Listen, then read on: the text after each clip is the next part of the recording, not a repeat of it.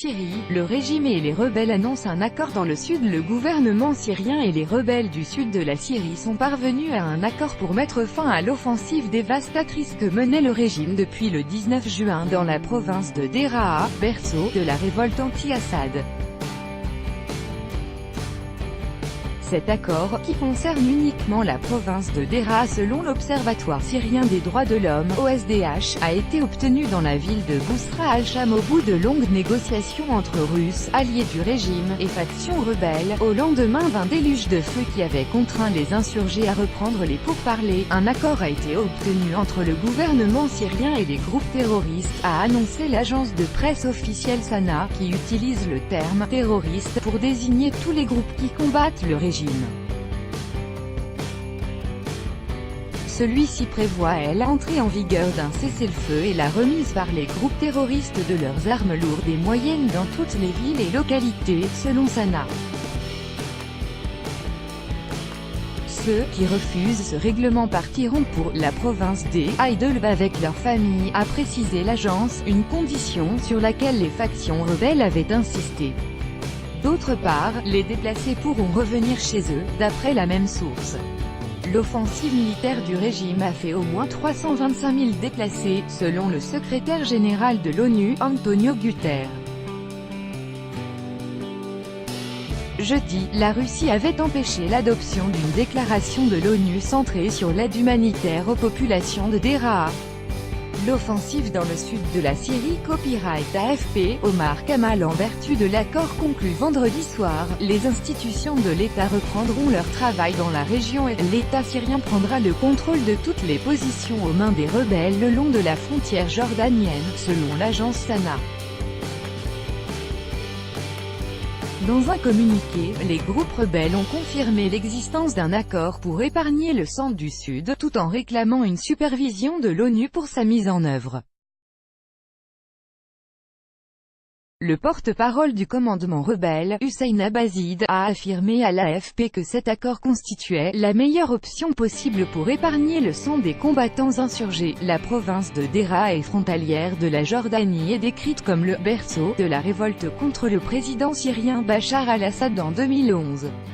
La guerre en Syrie a éclaté après la répression de ces manifestations pro-démocratie par le régime, très symbolique. Quelques heures avant l'annonce d'un accord, des militaires russes et des responsables syriens de l'administration des frontières étaient arrivés, sans aucun combat, au poste frontière stratégique de Nassib, avait indiqué à l'AFP le directeur de l'OSDH, Rami Abdelrahman. L'agence Sana avait, elle, rapporté que le drapeau syrien avait été hissé au niveau du poste de Nassib, à la frontière jordanienne, dont les rebelles avaient pris le contrôle en 2015. Deraa est très symbolique pour Assad parce que c'est le berceau de la révolution syrienne, tandis que la reprise de Nassib poussera les Jordaniens à s'investir pour un retour du régime dans le sud-ouest au vu des bénéfices de la reprise des échanges commerciaux avec la Syrie, a expliqué à l'AFP Nicolas Serras, chercheur au Centre for a New American Security. Après avoir repris ces derniers mois le contrôle de zones rebelles autour de Damas, comme dans la Ghouta orientale, où il a été accusé de crimes contre l'humanité par l'ONU, le régime syrien s'était tourné vers Deraa, l'un des derniers fiefs rebelles. Il y a mené, avec son allié russe, une stratégie rodée alliant bombardements meurtriers et négociations pour des accords dits de réconciliation, qui s'apparentent à des capitulations. Plus de 30 localités de la province de Deraa étaient ainsi déjà passées ces dernières semaines sous contrôle du régime, en vertu d'accords avec certaines factions rebelles. Ceci avait permis à Damas de négocier en position de force, en ayant la main sur près de 70% de la province contre 30% avant l'offensive.